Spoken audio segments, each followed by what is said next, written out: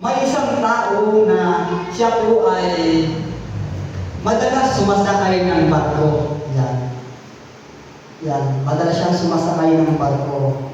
Pauwi ng kanyang parunan, no?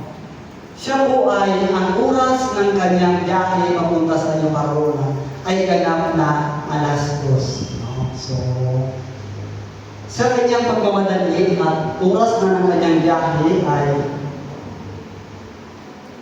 talagang nagmamadali siya para makarating sa kanyang parunan. Habang nagmamadali siya, ay nakita niya itong barko na papaalis na.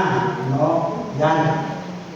Nakita niya ang barko na papaalis na sa pier. Habang siya'y nagmamadali, ay nabutan niya itong barko at siya po ay umaplang agad sa barko kasama ng kanyang malita. No? And then, tumingin ang mga tao sa kanya.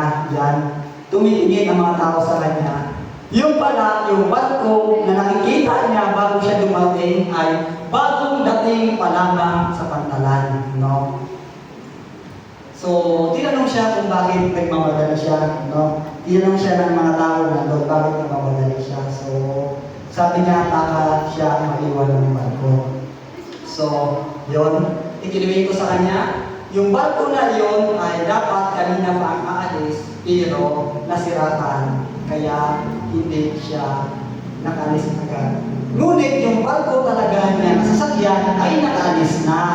No, mga kapatid, no? Yun sinasabi na muntik lang maliwan, no? Yan, sabi pa, hindi pa huli ang lahat, no? Kagaya ng isang estudyante, muntik lang talaga ako mapasa, no? Pero hindi siya nakapasa.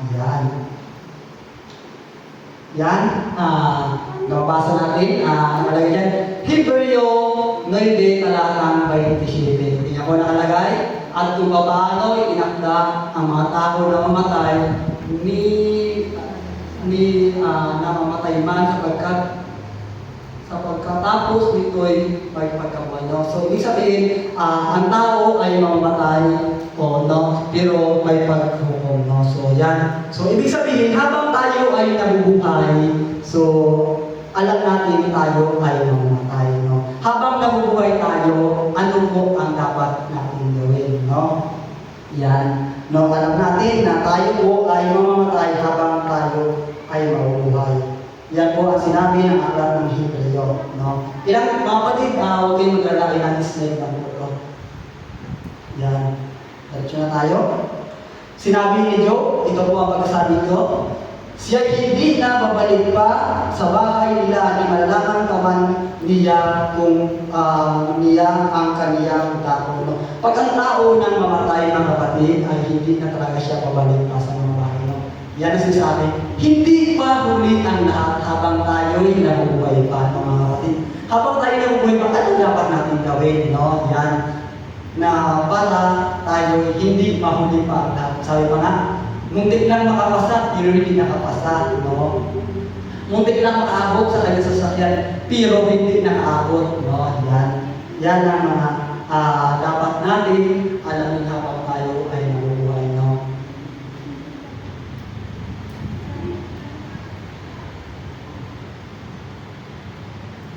Kagaya nito mga kapatid. Nakikita niyan? Yan. Kung nakikita niyan, lumangiti, nakikita nyo, nagkasama-sama tayo dyan. Tayo na nabubuhay mga kapatid, magkakaroon tayo ng pagkakataon na magkasama-sama na ganyan. Ngunit kung tayo'y mawala na, hindi na tayo magkakaroon dyan. Pero habang nabubuhay tayo, ano ang dapat natin gawin? No? Yan, no? So, napakaganda tingnan, naligayan tayo, no? Kita-kita, hindi natin dyan, nakikita natin lang hindi natin dyan, kasi buhay pa tayo. Pero pag wala na tayo, wala na po yung makikita niya, hindi na po natin makikita yan, no? Yan. Ulit tayo. Nakikita niyo ang aklat na yan, Ecclesiastes. So, ayan po ay sulat ng isang matalinong tao, pinakamatalindong tao sa buong Biblia. Yan. Ang nakalagay po dito, Ecclesiastes 9 verse 5, sapagkat nalalaman ng mga buhay na sila'y mga mamatay, ngunit hindi nalalaman ng patay na sila'y mga mamatay. Ang mga anumang bagay na ni mayroon pa sa nila sapagkat ang kanilang alaala ay nalimutan. So, ganun po pala mga kapatid ang sinasabi ko sa inyo yan. Sapagkat yan talaga mangyayari na tayo pag mamatay na, wala na. So, sabi ko nga, ito, may tanong, may nagsabi. Habang dinidiscuss ko ito mga kapatid. Kasi, kaya sabi ko natin din ako po ay nagagawa ng maraming mga sermon sapagkat maraming pong nag-invite sa ating lingkod, no? Sobra. So ako lang po dati hindi ako nag-encourage sapagkat ako ay walang mai-sermon, pero ngayon ay talagang sabi ko, purihin ang Panginoon at ako'y binigyan ng kaalaman na para mapagsalita ulit. Mga kapatid, alam niyo naman mga saan mga kapatid, ewan ko ba, bakit sabi ko nga, kung may nabubo ako na yun, sapagkat wala talaga sa akin yung mga alaala na inaaral ko sa Biblia, no? Yan. So, yan, nakalagay dyan na, sabi pa nila na, yung tinakay ko, sabi sa Biblia, kasi may mga mababasa na, hindi lahat ay nalagay sa Biblia. No?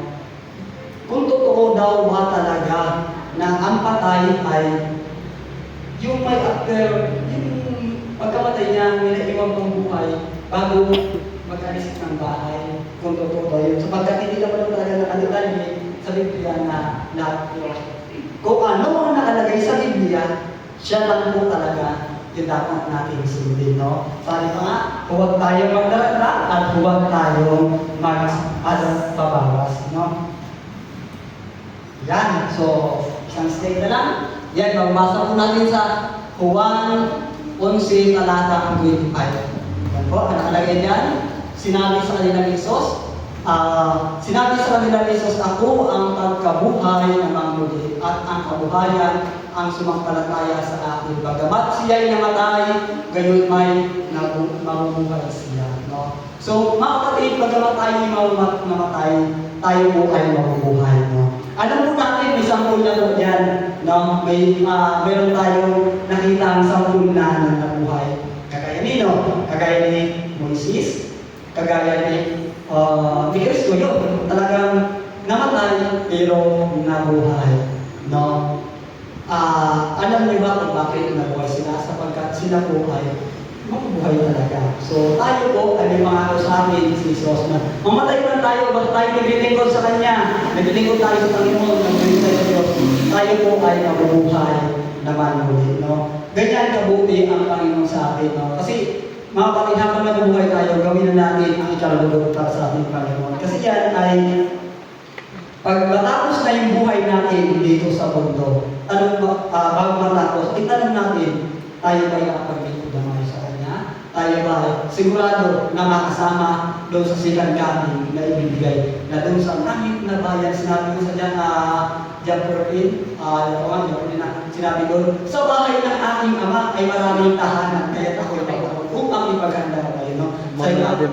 Hindi kaya isipin ng tao kung gaano kaganda ang bahay na ibang katalong ng karilanan ibibigay sa atin ng Panginoon. Kaya mga kapatid, habang nabubuhay tayo, ay gawin natin ang ikalulugod ng ating Panginoon. Yan po, in the last slide, maraming salamat po sa inyong pakinig. Happy Sabbath po sa ating lahat.